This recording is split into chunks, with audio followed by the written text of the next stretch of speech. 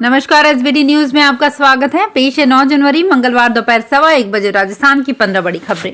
इस news bulletin के प्रायोजक हैं विनी केक एंड मोर। तो सबसे पहले एक नजर डालते हैं आज की हेडलाइंस पर। क्रिकेटर मोहम्मद शमी को अर्जुन अवार्ड, 5 कोच को द्रोणाचार्य अवार्ड। केंद्र ने ईडी डायरेक्टर राहुल समेत 11 अफसरों को किया पदोन्नत। सीएम भजनलाल शर्मा आज उदयपुर दौरे पर। सीए फाइनल का रिजल्ट जारी। और घने कोहरे के कारण पेड़ से टकराई टेम्पो ट्रैक्स गाड़ी, 14 श्रद्धालु घायल। और अब खबरें विस्तार से।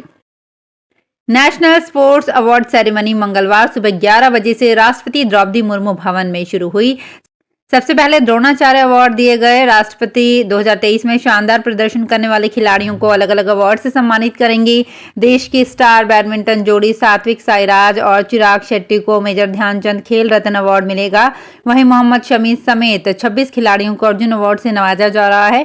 33 साल के तेज गेंदबाज मोहम्मद शमी ने वनडे वर्ल्ड कप में शानदार प्रदर्शन किया था। इनके अलावा coach Ganesh Prabhakaran mallakhamb, Mahavir Saini para athletics, Lalit Kumar कुश्ती, आरबी रमेश शतरंज और शिवेंद्र सिंह हॉकी को कोचिंग का सबसे बड़ा सम्मान द्रोणाचार्य अवार्ड दिया गया।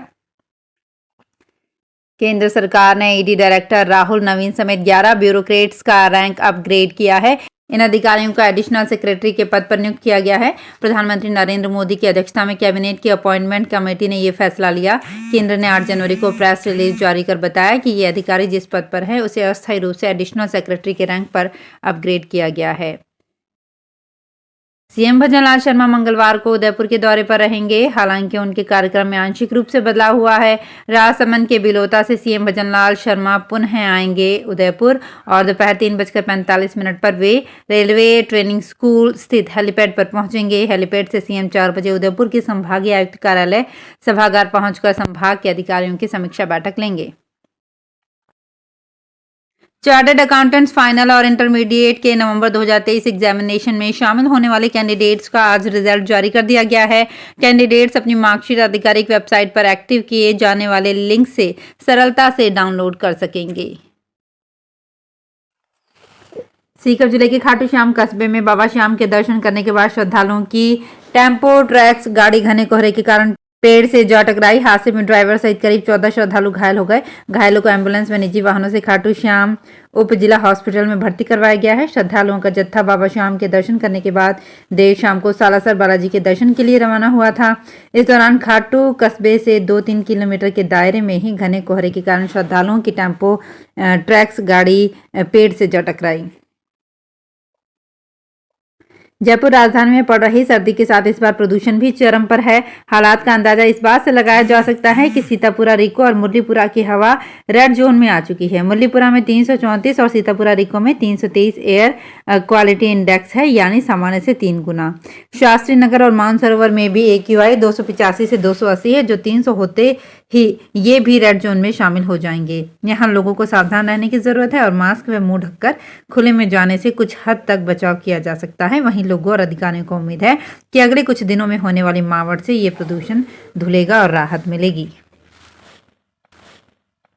राजस्थान के ऊर्जा मंत्री हीरालाल नागर ने कांग्रेस सरकार के दौर में कोयला और बिजली खरीद में हुए भ्रष्टाचार की जांच करवाने की बात कही है।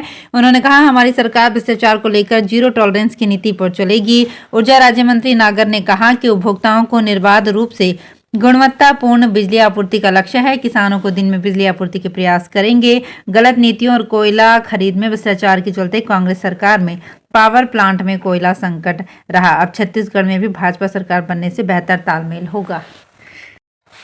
बांसवाड़ा पुलिस के साथ बोगस ग्राहक बनकर नकली नोट की डीलिंग के लिए किए गए स्पेयर पार्ट्स व्यापारी सुरेंद्र कलाल से 4 लाख लूटकर भागने वाले बदमाशों में 2 होमगार्ड जवान भी थे। पुलिस ने रविवार को गैंग के 5 सदस्यों को गिरफ्तार किया था। इसमें से 4 को बापर्दा अरेस्ट किया गया। इस दौरान आरोपियों से पूछताछ में चौंकाने वाले खुलासे हुए। पूछताछ में सामने आया कि ये लूट की एवज में होमगार्ड के जवानों को 10 से 12 हजार रुपए देते थे।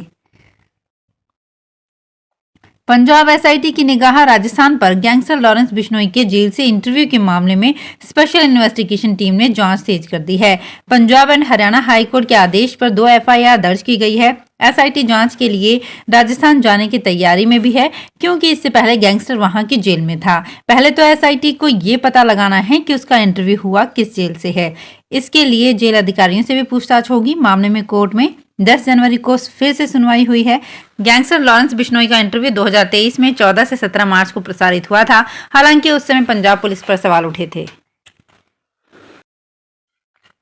जैसलमेर के ऐतिहासिक कुलधरा गांव में एक मकान की दीवार को गिराकर नुकसान पहुंचाने वाले आरोपी युवक को सदर थाना पुलिस ने गिरफ्तार कर लिया है। आरोपी युवक देवराज कलबी संचोर जिले का रहने वाला है। सदर थाना पुलिस ने युवक की सोशल मीडिया के माध्यम से तलाश कर उसके गांव से पकड़ा। आरोपी देवराज ने जैसलमेर में ऐतिहासिक कुलधरा गांव के एक मकान की दीवार को लात मारकर गिराया था।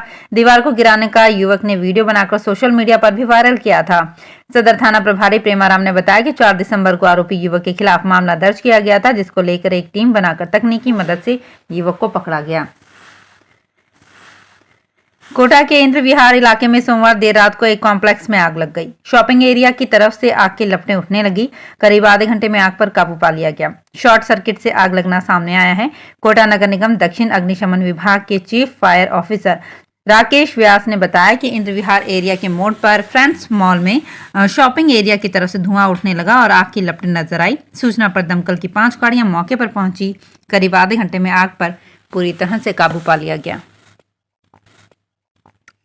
जोधपुर के राजीव गांधी नगर थाने में मेवाराम जैन, आरपीएस आनंद सिंह, सीआई गंगाराम सहित 9 जनों के खिलाफ मामला दर्ज हुआ था। मुकदमे में गिरफ्तारी के भय से मेवाराम की ओर से हाईकोर्ट में याचिका पेश की गई थी। इस पर कोर्ट ने राहत देते हुए जांच में सहयोग के साथ गिरफ्तारी पर रोक लगा दी थी। सोमवार को हाईकोर्ट ने याचिका पर सुनवाई करते हुए केस डायरी पेश करने के निर्देश दिए हैं। राजस्थान हाईकोर्ट जस्टिस दिनेश मेहता की एकल पीठ के इस याचिका पर सोमवार को सुनवाई करते हुए 10 जनवरी को केस डायरी पेश करने के निर्देश दिए हैं। जोधपुर के राजीव गांधी नगर थाने में दर्ज मुकदमे में गिरफ्तारी के भय से मेवाराम की ओर से हाईकोर्ट में याचिका पेश की गई थी। सरकार के तमाम प्रतिबंधों के बावजूद दौसा जिले में चाइनीज मांझा की बिक्री धड़ल्ले से की जा रही है, जिससे आए दिन दुर्घटना की खबरें भी सामने आने लगी है।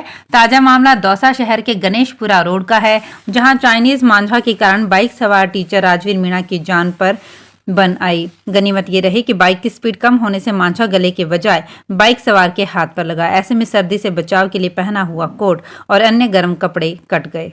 इस दौरान बाइक सवार ने बच्चों को टोका तो उसके परिजनों ने ही पीड़ित को धमका दिया। इसके बाद पीड़ित ने पुलिस थाने पहुंचकर कार्यवाही की गुहार लगाई। दक्षिण पूर्व मध्य रेलवे द्वारा बिलासपुर मंडल के अनूपपुर स्टेशन पर तीसरी लाइन डाली जा रही है, जिसके चलते नॉन इंटरलॉकिंग ब्लॉक लिया जा रहा है। इसका असर संचालित हो रही ट्रेनों पर पड़ा है। शालीमार से उदयपुर और उदयपुर से शालीमार जाने वाली ट्रेन 13 और 14 जनवरी को रद्द कर दी गई है। दोनों ट्रेनों का संचालन चित्तौड़गढ़ के चंदेरिया स्टेशन पर होता है। उत्तर पश्चिम रेलवे के मुख्य जनसंपर्क अधिकारी कैप्टन शशि किरण ने बताया कि बिलासपुर मंडल के अनूपपुर स्टेशन पर तीसरी लाइन डाली जा रही है। इसके लिए नॉन इंटरलॉकिंग ब्लॉक लिया जा रहा है। इस काम के लिए उत्तर पश्चिम रेलवे की कुछ रेल सेवाओं को रद्द किया जाएगा। अजमेर में ख्वाजा साहब के 812वें उर्स में शामिल होने के लिए पाक जायरीन का जत्था 13 जनवरी को अटारी बॉर्डर से भारत में प्रवेश करेगा। जत्था अमृतसर से विशेष ट्रेन से 14 जनवरी तक अजमेर पहुंचने की संभावना है। पाक जत्थे में करीब 400 लोग शामिल होंगे। सीआईडी जोन, आईबी और अन्य सुरक्षा एजेंसियों के अधिकारी पाक जायरीन जत्थे की यात्रा को लेकर अलर्ट मोड पर हैं। यात्रा का अधिकृत कार्यक्रम 1-2 दिन में जारी होगा। तो फिलहाल इस बुलेटिन में इतना ही। फिर हाजिर होंगे कुछ और बड़ी खबरों के साथ।